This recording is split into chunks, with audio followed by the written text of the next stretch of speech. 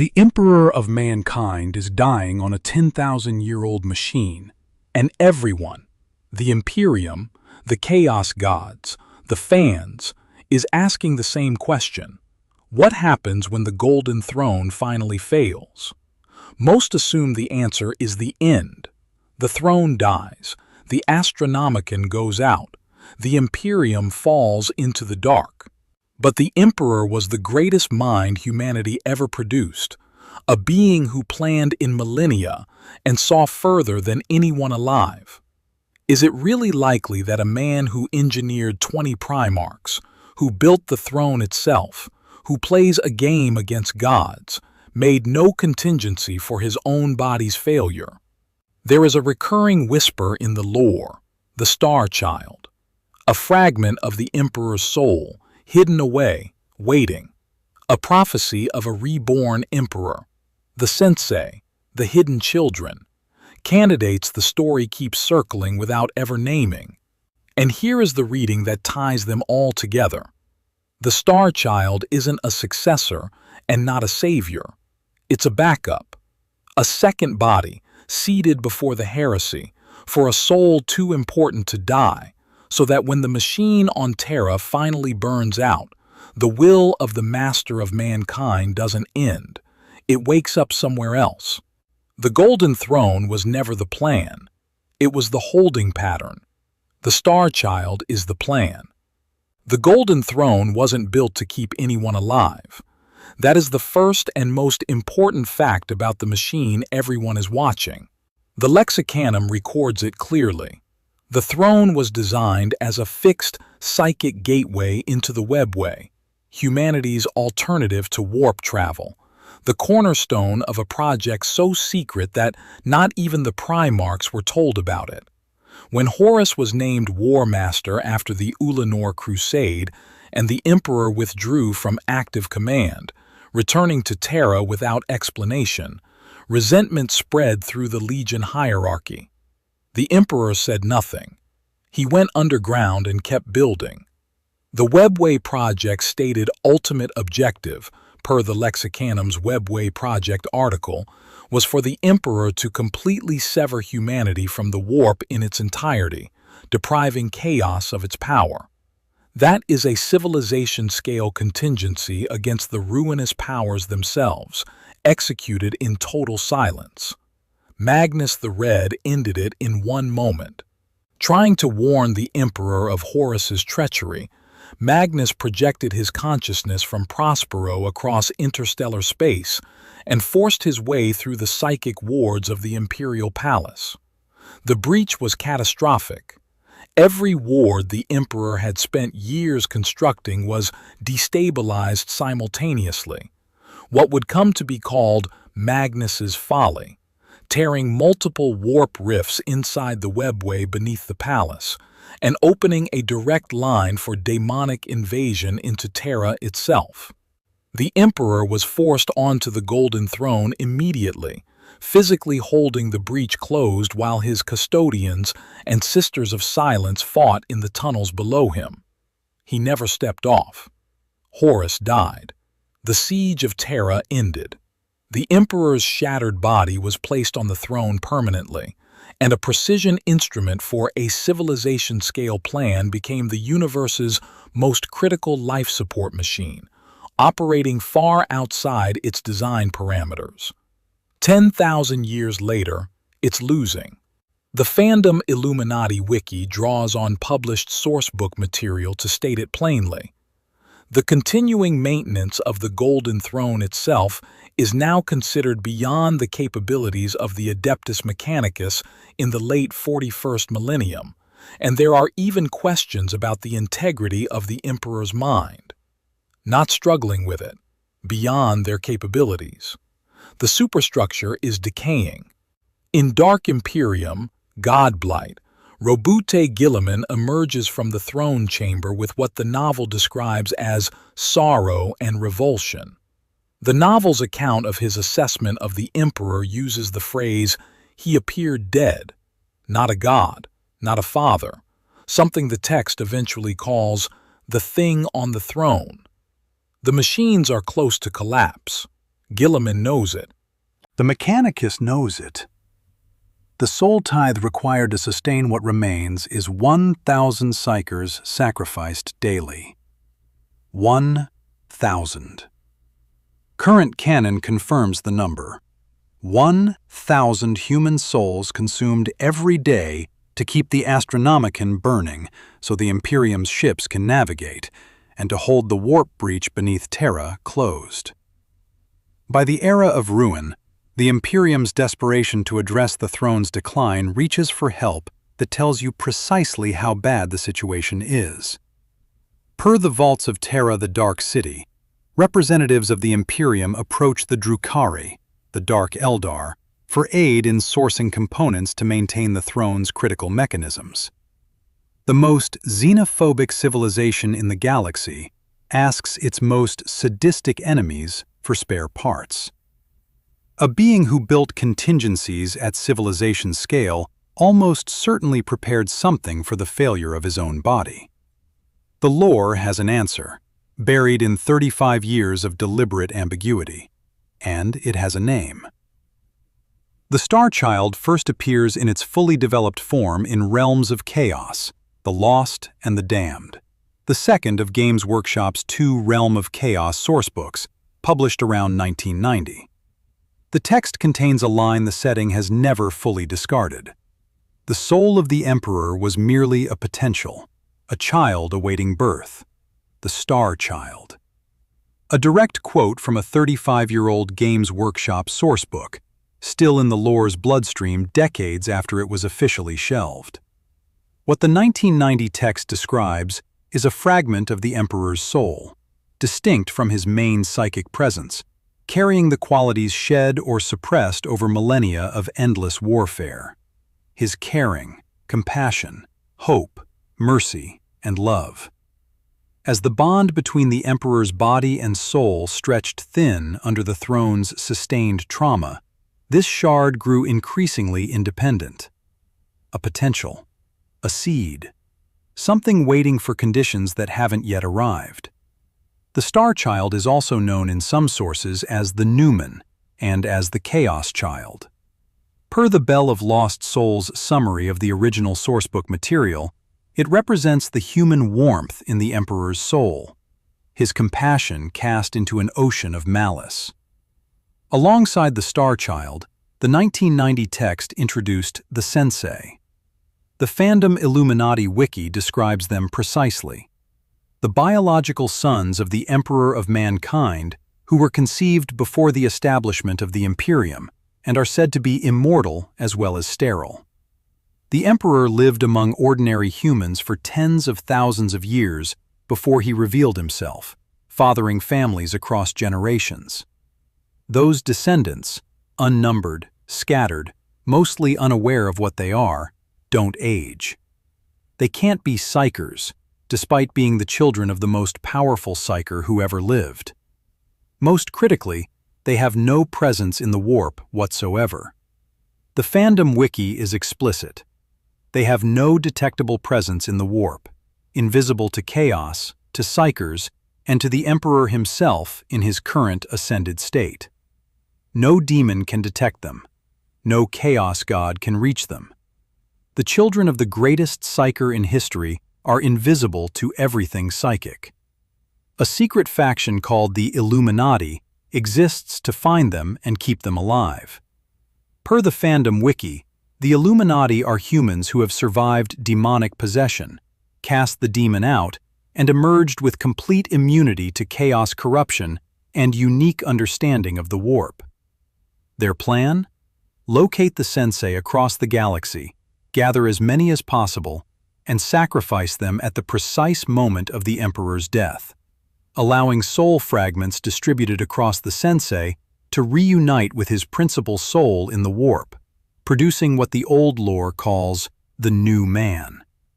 The text of the 1990 sourcebook describes the mechanism directly. The Emperor and the Sensei will be united, in just the same manner as the Emperor has absorbed countless psychers. The new, evolved Sensei Emperor. The same absorption process used for the daily sacrifice on the Golden Throne, directed toward a final and different purpose. Then, third edition arrived, around 1998, and all of it vanished. No press release, no designer note, no formal retcon statement, and that specific absence matters. Games Workshop simply stopped publishing Star Child material, and within the in-universe text, belief in the Star Child was reclassified as a heresy spread by Tzeentch cultists. The Sensei mythology went silent. The Illuminati went silent. Multiple years of community discussion confirmed the same conclusion. GW never explicitly declared the Star Child non-canon, derived by omission, with the door technically left ajar. 30 years later, it started opening again. Dan Abnett's The End and the Death, published in 2023, describes a specific moment during the siege of Terra.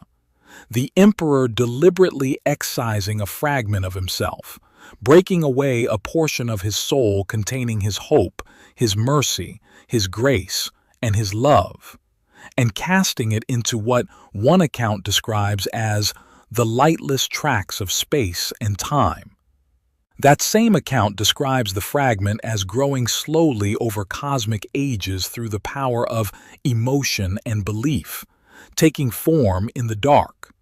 The novel never uses the words Star Child. The Bell of Lost Souls account of the original 1990 material describes the same entity as the compassion the Emperor cast from himself.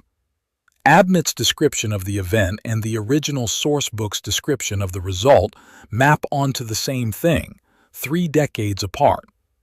The Dawn of Fire novel, Throne of Light, one of the most recently published books in the series, includes an inquisitor discussing the destruction of the Star Child cult, naming the concept in a current-era publication. 4 separate lore eras, all circling the same buried signal in different vocabularies, never quite speaking its full name. The argument's spine, and the same pivot Inquisitor Romanov's 114,000 view Star Child and the Dark King builds toward, is the difference between a successor and a backup. The standard reading of the Star Child is rebirth. The Emperor ends. A new Emperor begins. Soul fragments merge. A new being rises. The old era closes. That framing treats the process as succession. One Emperor stops. Another starts. The lore describes something more specific. The soul union mechanism uses the same process as the Golden Throne's daily sacrifice. The Emperor absorbing, not being replaced. The entity produced is called the Sensei Emperor, not the post-Emperor or the next Emperor. And the Illuminati's entire plan contains a timing constraint that reveals something crucial about the nature of the transfer. The fandom wiki states it explicitly. The Emperor must be kept ignorant of the Illuminati's plan, not because he would oppose it, but because he may be tempted to end his constant, terrible torment on the Golden Throne by ceding his mission to the Sensei, thus relinquishing his vigilance over the Imperium prematurely, with catastrophic results. The Emperor already knows the transfer is possible. He is consciously choosing not to use it. He is waiting. That isn't a description of a folk legend about a reincarnation that may or may not happen. That is a description of a mechanism the Emperor himself understands and is actively managing around his strategic priorities. This isn't succession. This is continuity. The mechanics require honest treatment because they are where the theory runs ahead of confirmed lore. Perpetuals, the small class of effectively immortal humans in the Horus Heresy fiction, including Ol Person, John Grammaticus, and Olivia Sirica, reconstitute their own bodies when destroyed. They don't migrate into pre-grown backup vessels. No canonical perpetual has been shown performing that specific transfer. That gap is real. The backup body framing is the channel's synthesis of a lore pattern, not a stated GW fact, and anyone presenting it otherwise is overstating the evidence. What the lore does give: the Emperor's soul architecture isn't standard perpetual architecture. The Master of Mankind, Aaron Dembski Bowden's Heresy novel, describes it as composite, multi-aspect, and infrastructural, operating simultaneously across the throne, the Webway War, and the wider warp. His origin as the gestalt product of ancient shamans who merged their souls in collective ritual suicide means his psychic structure has no normal analog. A distributed soul operating across multiple loci simultaneously, with a fragment consciously broken off and sent into the dark, is categorically different from a standard perpetual regenerating their own form. Two structural analogs in canon establish the plausibility of the mechanism. First, daemon possession. The fandom wiki states the process directly. Demons can possess mortals on the other side of the barrier between dimensions by transferring some of their psychic power into the mind of a psychically susceptible host. A warp-resident consciousness occupying a material body. The ethics and entity are entirely different, but the mechanics are published canon. Second, Magnus himself.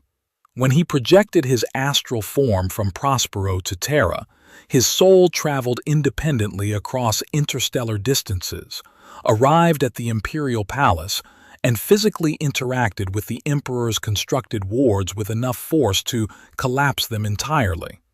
Soul, operating independently of body, at a planetary scale, is a documented event in the setting. Neither analog proves the star-child mechanism works exactly as the theory requires. Together, they establish that the 40K setting already contains the mechanical precedents for such a transfer to be internally coherent. One canonical faction confirms that transfer to a new host is the actual direction of the Emperor's future, the Thorians. The Lexicanum records their doctrine directly.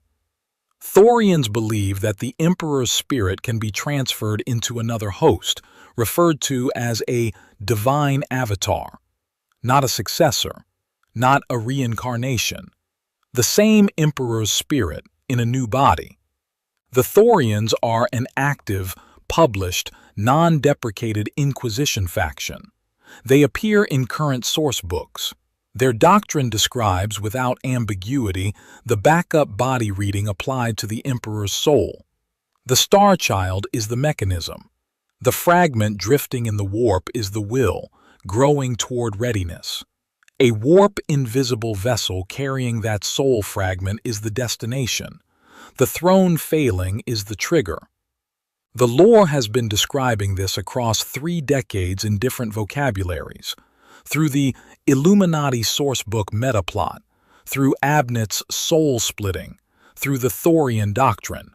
And the thesis of this video is that these aren't separate ideas. They are different angles on the same hidden plan. If the vessel exists, it's the most valuable and most vulnerable object in the galaxy. The candidates the channel has focused on deserve precise framing.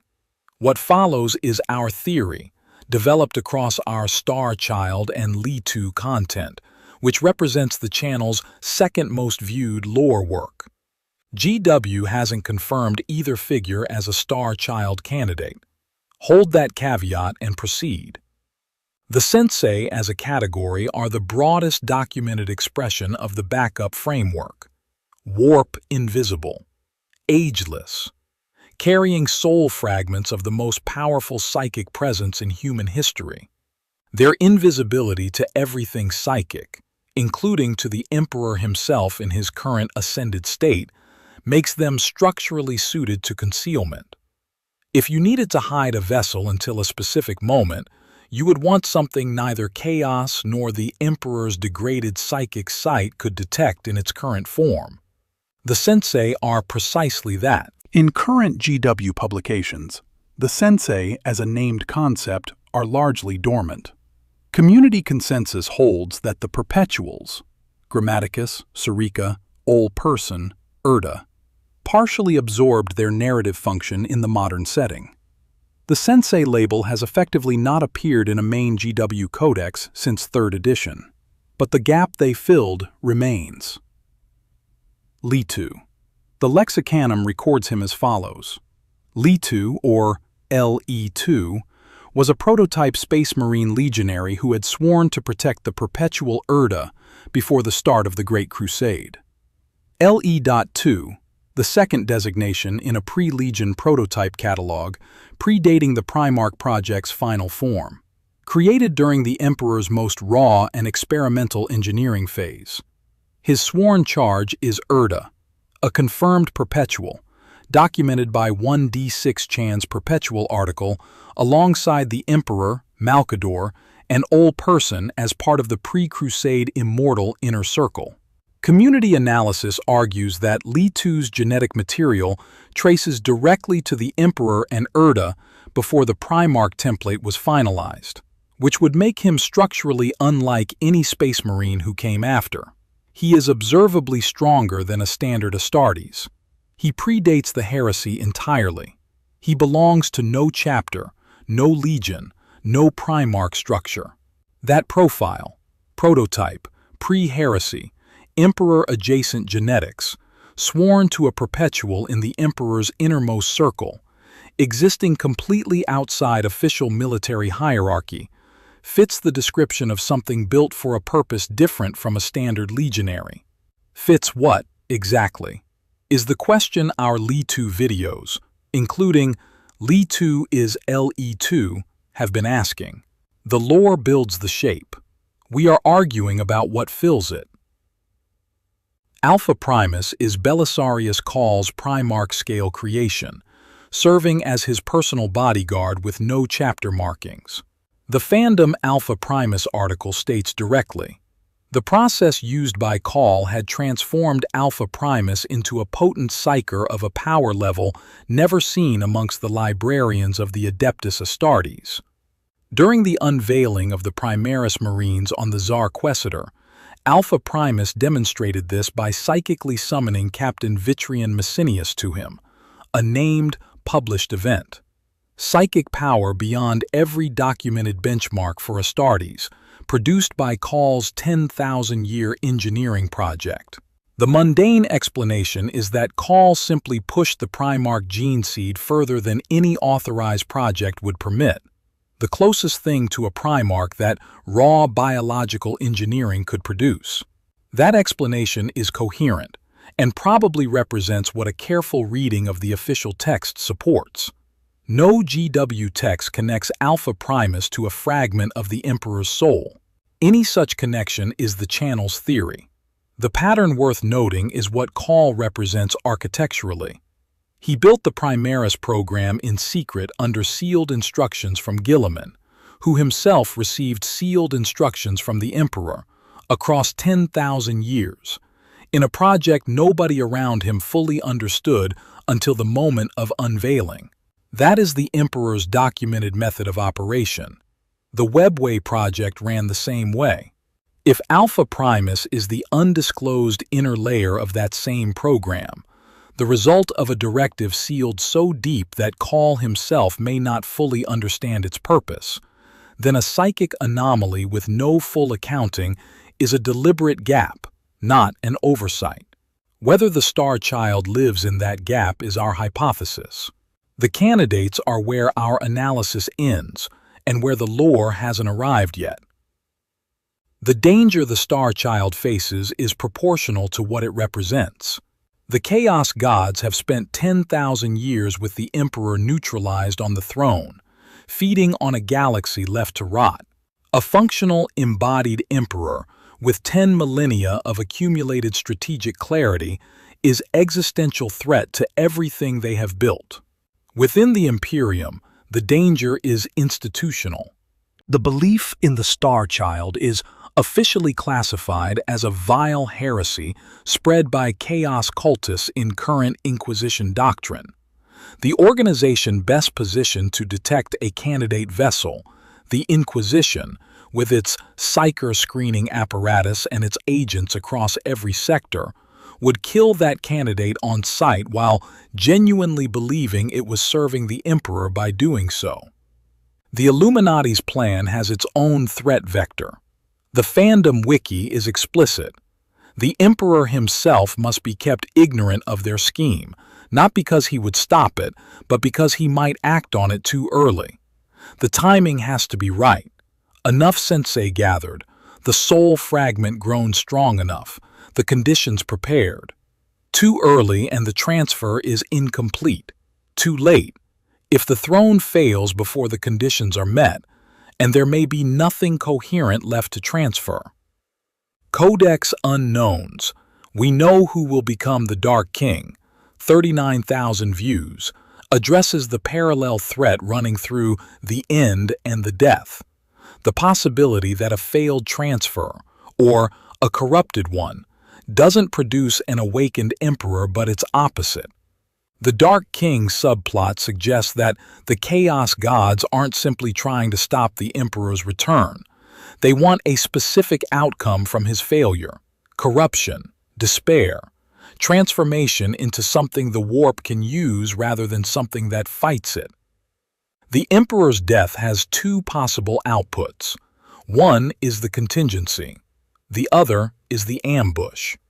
The difference between them may be a single vessel, a single moment, a single chain of custody preserved or broken. Hidden isn't safe. It's simply the least dangerous condition under which the backup survives long enough. 35 years of lore, 3 editions of neglect, soul-splitting in Abnett's most recent major novel, 1 canonical, non-deprecated Inquisition faction whose published doctrine already states the Emperor's spirit can transfer to a new host. The pattern, taken together, has a shape. The honest calibration first. The Star Child material is among the most deliberately vague in the entire 40K setting. GW has never confirmed a backup body plan. The physical body transfer the theory requires has no direct perpetual mechanics precedent in published lore. The specific candidates the channel argues, Leto, Alpha Primus, are our synthesis, not GW's answer. Every conclusion drawn here is inference from convergent evidence, not a press release. Hold that. And then hold alongside it the documented behavioral pattern of the being at the center of this. The Emperor concealed the Webway project from every Primarch, every council, every institution in the Imperium for decades, executing a civilization-scale plan in total silence. He left sealed instructions with Belisarius' call through Guilliman that produced the Primaris Marines 10,000 years after the Heresy, a program whose full scope Call himself may not have understood. He foresaw disaster coming and rushed the Great Crusade to completion before it arrived. He engineered 20 suns as a single, coordinated strategic framework. His primary mode of operation is the secret contingency, maintained in silence across timescales longer than any adversary can predict, revealed only when conditions are right. The Star Child mythology describes exactly that kind of plan, applied to the most personal and most consequential problem he faces. What happens to his will when the throne finally fails? The 1990 sourcebook describes the mechanism. The 2023 novel shows the Emperor executing the first step of it. The Thorians have built a canonical theology around the endpoint of it. Inquisitor Romanov's Star Child and the Dark King has 114,000 views because the community already senses the convergence. The channel's Star Child and Leto content is its second most watched work for the same reason. The awakening fantasy. The quiet, electric certainty that the emperor didn't go to the throne without a way out is the emotional core of everything this mythology has always represented. Under the channel's 463,000 view Golden Throne video, that feeling produced a comment with 1,500 likes. Once he wakes up, the other chaos gods will pray he stays on that throne. That isn't a lore citation. It's 1,500 people recognizing the shape of the argument. The Imperium watches the Golden Throne the way you watch a dying fire, counting the hours, dreading the dark. But the Emperor was never the kind of mind that builds only one wall.